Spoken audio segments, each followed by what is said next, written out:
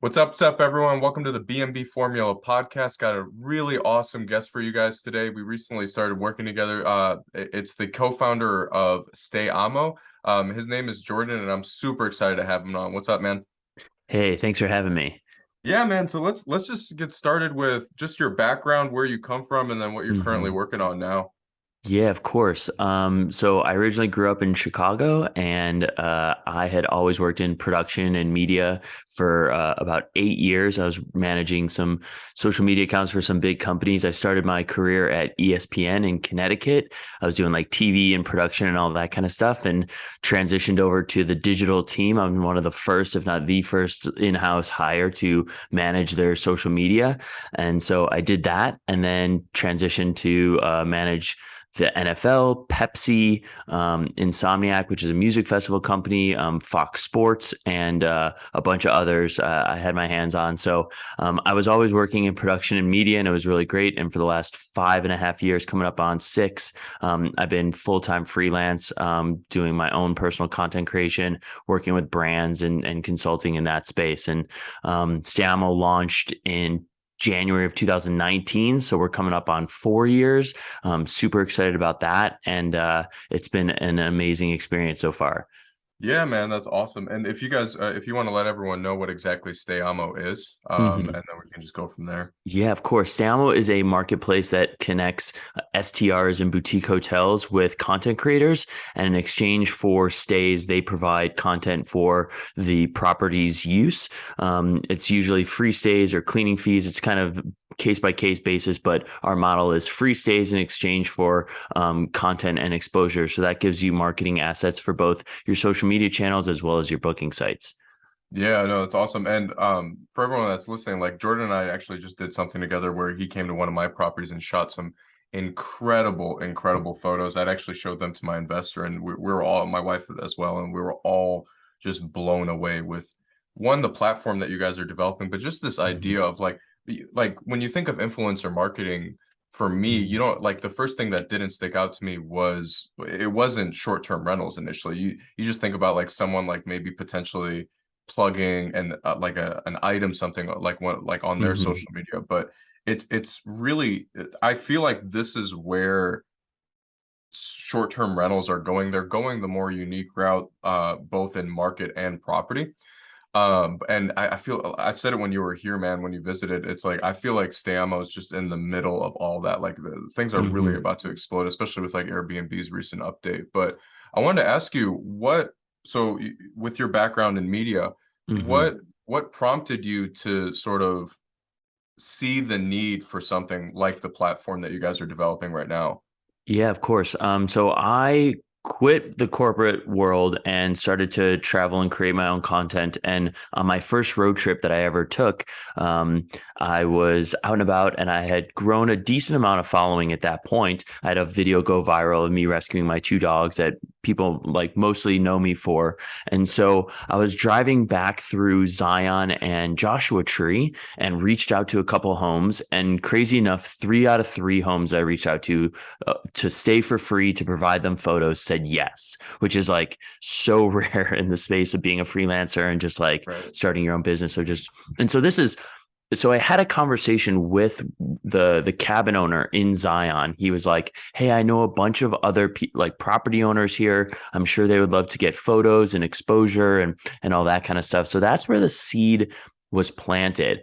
Just like going and staying at these homes and being like, "There's something here." So it took probably another 7 or 8 months to get connected with my business partner, and we were just kind of, he was managing curated home pages, so like best of Airbnb, Escape Cadet, all that kind of stuff. And so it was a perfect yin and yang of me being on the creator side of things and him being on the home side of things. And so that's where the perfect synergy kind of came together, and just kind of seeing that social media was playing such a massive role in how people were traveling and where they wanted to stay.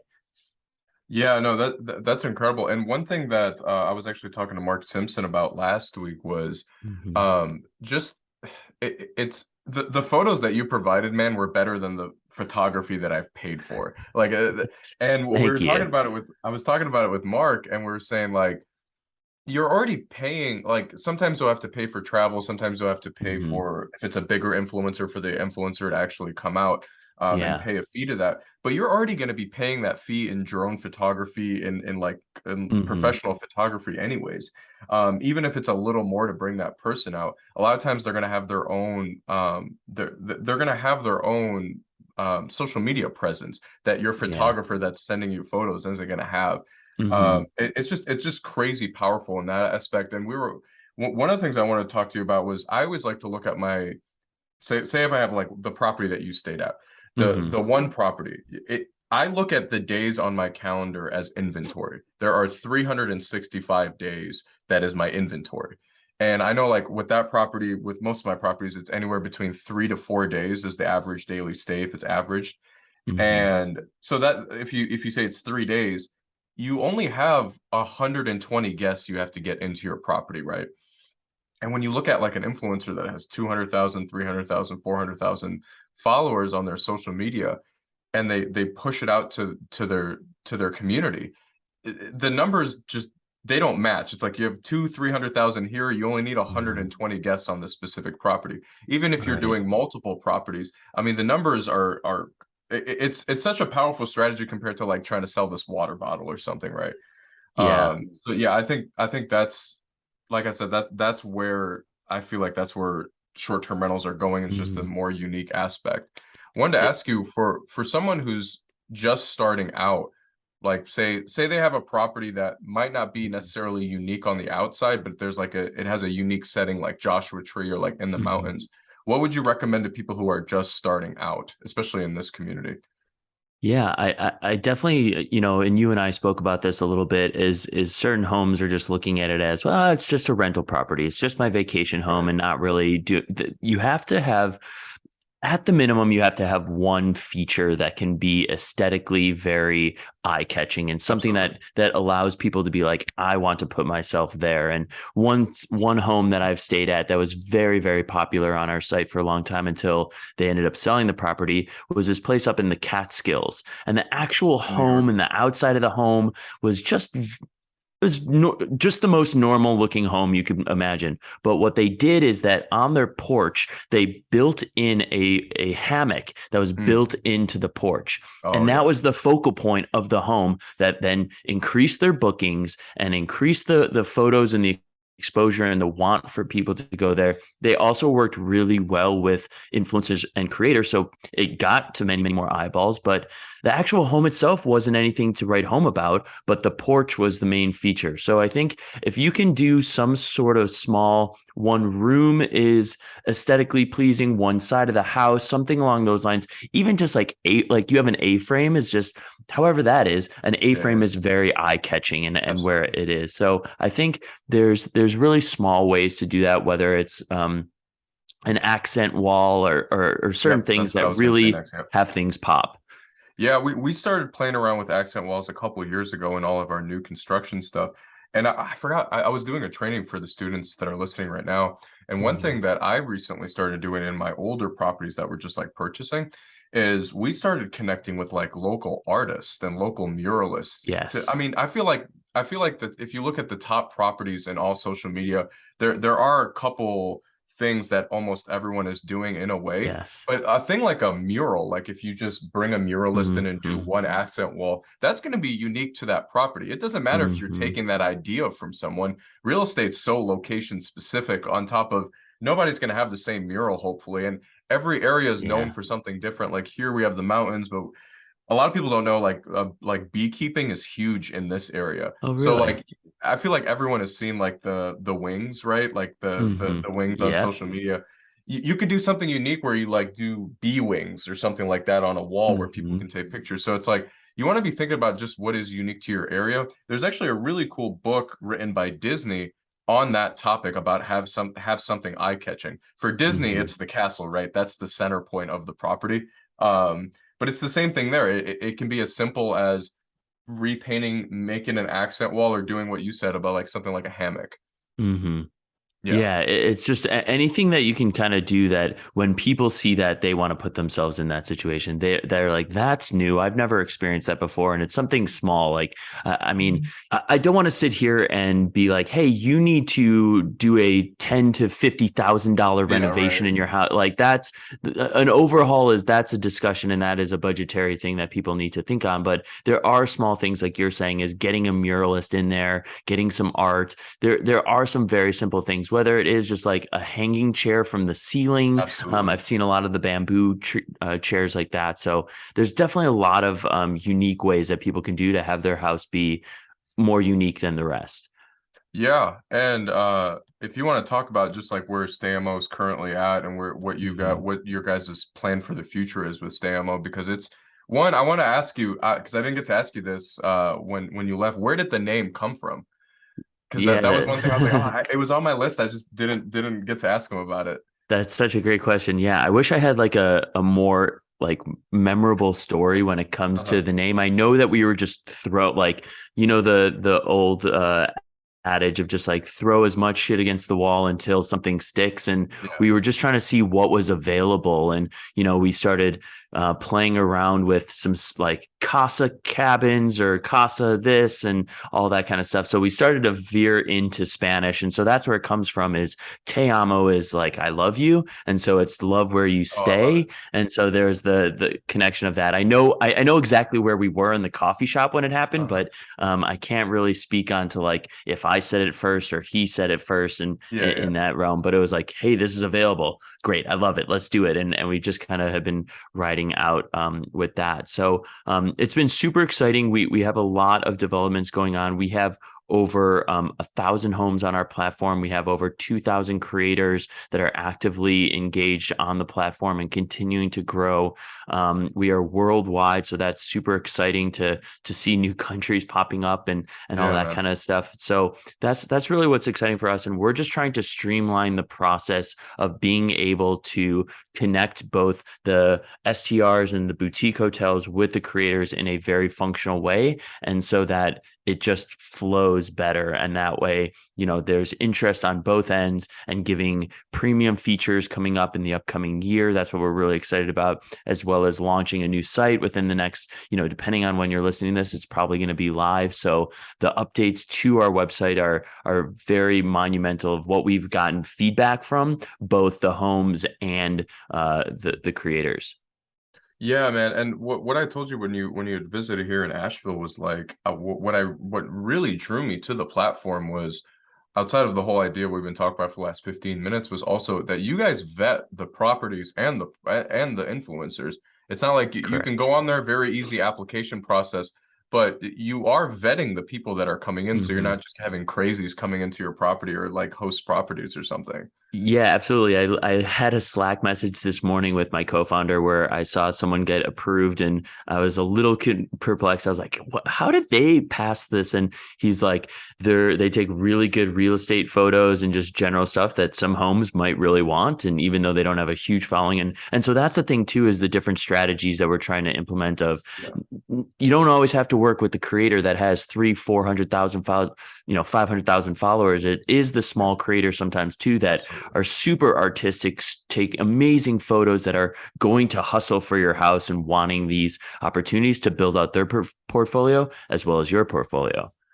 Yeah, and it's one of those things that exactly what you said. There are two strategies there. It's like you can utilize the big following, or you can take someone who's super, super, super talented, and you can just reuse some of their photos that they'll eventually send you. Because another thing that you can also do, and we haven't talked about this yet, just on the property that you helped me with, was taking some of those photos and putting it on, say, like cabin porn, if people don't know what that is, like cabin Yeah. porn and all those different Instagram channels. I mean, that's another strategy is the influencer doesn't have to push out the content for you. They can just create the content, trade a Mhm. couple days for that content, and then you can then repurpose that so many times.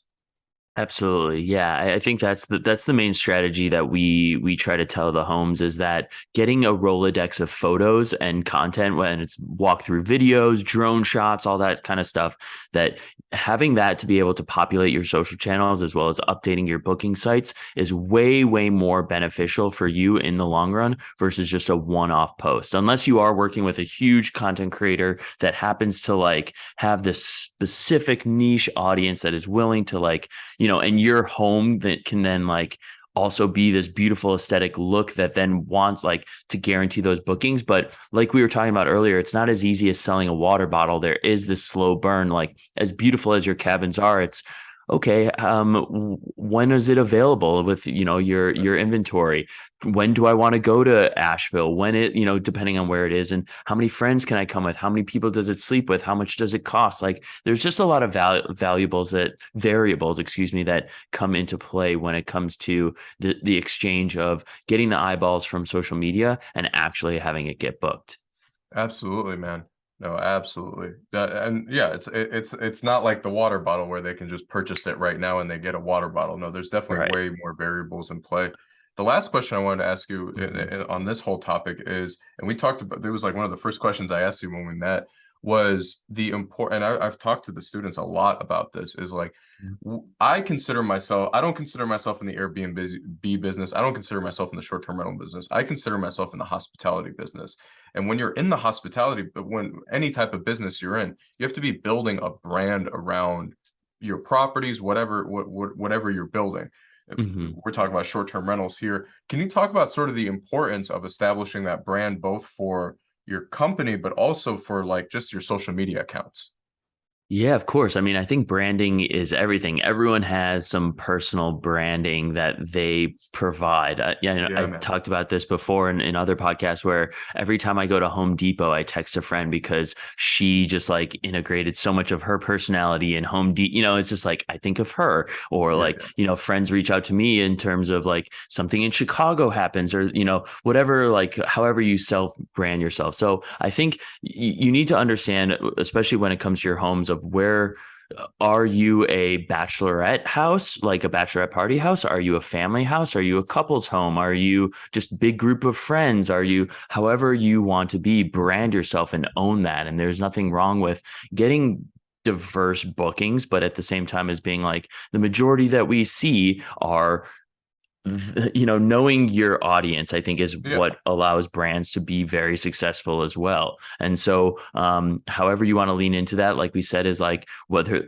if it is a bachelorette party, maybe it is the wings that are a bit more popular that, or is it more, however you want to set it up. But I think it is ultimately very important to own your branding and like seeing how the audience kind of receives that as well and knowing who your audience is. Does that Yeah. make sense? I feel like Yeah, I no, was absolutely. okay. No, I mean that's huge. It's like just any type of business, but understanding for like your guest avatar, because that will also Hmm. play into like some of the things that, like you said, like some of the things that are in the property. Hmm. And that was one thing we've been trying to. We waited probably 6 months for the cabin you stayed at to decide on that because we were trying to see what like Airbnb and VRBO was going to feed us. And I mean, it ended up being a lot of families. So I mean, we're putting things in there like porta cribs or stuff like that Yeah, that you can then remarket to those like customer avatars or those guest avatars. of And course. final question for you, but it sort of riffs off the last one, Hmm. is do you recommend people who have unique properties to establish, say, like an Instagram page for that one property, or would you more focus it on the entire brand that we just talked about? Yeah, I think Or maybe it's a little bit of both. no, yeah, I definitely think that there is an importance value. If you have a portfolio of homes, I think if you have the bandwidth or the financial stability to like put that on to someone else, that if each home can have their own aesthetic and their own page, I just think that there is way more value to each home doing that. And then you can have your overall collective on it an individual page as well. That's, if you're like Alex Jarbo's collective of homes and then showcasing that, and it's, a diversity of photos that way when someone goes and follows that one home, they know what they're getting themselves into versus oh, this home is beautiful. I'm here to follow this. And then you start seeing other homes, which Right. it might intrigue other people, and other people might just be like, I just want this one home. So it's all about your general bandwidth. I do think that there is a value of each home getting its own branding, you naming that house, and then you just kind of riding with that and being like, this is this aesthetic. This is because each home has a different audience, as we said. So to be able to provide that kind of content specifically where it needs to go, I think ultimately is the most value. Yeah, and it's like if you don't have the bandwidth for all of them, maybe you just Hmm. choose your crown jewel, like your top property, and just structure around that, Exactly. and then move on to the next one for that. Hmm. So there are a couple questions I got written down for you, man, that I like to ask all the guests. So we're gonna Sure. hop straight into them. So the first one is, outside of the world that you operate in, who's Hmm. been like one of the most influential people that's helped you in your business currently? Ooh. Yeah. Um, Someone who's on the platform or off platform that's been very Either. helpful. I like to ask outside of the business, Uh-huh. because there's always like that random person that like maybe helped some with something small, but it's been so like monumental. Oh yeah. I mean, my brother's been super helpful. He started his business 5 years ago, and it's both an online, like somewhat of a marketplace. So connecting with him as we're a couple years behind him. So just seeing him be very successful with it and be like, how are you getting new audiences? How are you doing? Yeah, Like just seeing that has been really helpful. I think also like Mike Iannetta, as well as like Levi absolutely, man. Kelly, and like those guys who are top tier people. Even Ethan Abitz, who I mentioned to you as well, who he's up and coming and absolutely killing it. So being able to connect with those guys and hear what get feedback from them and see what they're doing and how we can be impactful in that together, or Yeah, just man. their insights is has been really helpful. Yeah, I mean, I have a call with Mike next week, actually. No, Nice. all those guys, man. I mean, those. I mean, I've been watching those guys' videos forever, man. But Hmm. yeah. Um, And the other question I wanted to ask you is, either short-term rentals or not short-term rentals, what's been a, and it could be nonfiction, fiction, whatever. What's Hmm. been a like a very helpful book in your business, or like a book that sort of changed your mindset, either in your business or in your life? Yeah. I think what comes to mind as I'm looking at on my bookshelf, as well as like Big Magic and Atomic Habits. Big Magic is Atomic Habits. Elizabeth Gilbert, just kind of allowing you to go above to not be held back on your creative like goals and to not be held back by your fears. I think it is one. I mean, yeah, and then I'm also looking at like Austin Kleon's like a trio of books, and on top is Keep Going. He has Steal Like an Artist, Show Your Work, and then Keep Going, and it's just a reminder as I walk by it every day of just like, and I was writing it in my journal today too, is just like keep go one day at a time, one day at a One day at a time. time. So much of like of what we want is like immediate gratification with everything that Yeah. we're doing, and just kind of the reminder of like stay the course, stay one thing at a time. It's okay. So Yeah. those are three or four books that really stand out for me. I love that. I wrote all three of those down. Yeah, that's awesome. I mean, that's one of those things where it's like, even if there's a setback, looking back at one, like looking back at most of the setbacks I've had in my, like in the last 5 years with my business. One, I don't remember most of them, but two, the ones I Hmm. do remember that like stick out at me. I mean, those are Hmm. part of my story now that I tell to everyone. Um, Absolutely. yeah. Yeah, But yeah, there's no, I heard this quote recently, is that there's no success without failure. Like you have to go through that. You have to learn. You have to trip up a little bit to be like, "Woo, we cannot do that again." Like, yeah, it's not something that it's like, hey, you invested all your money in this. You're now bankrupt, like failure. It's just like, yeah. oh, we thought this was going to be really benefit. It's you have to overcome it, and it's part of your story now. It's so And important. it's one of the, like, imagine if like I go on a podcast, you're on this podcast or whatever, and you're just like, no, my life's been easy throughout this whole process, and like it's been solid, and I've had nothing that has been difficult. Like it just, yeah, no, it's like, it might suck while you're going through it right now, but Hmm. I mean, it's so important. Like thinking back, it's so important to it's shaping you. It's like asking yourself, like, who's the person that you want to become, and then emulating that. So Absolutely. yeah, Yeah. man. Well said. But if it, yeah, that's, I just wanted to go for like 30 minutes, man. If there's anything else Cool. you wanted to leave with the students, feel free.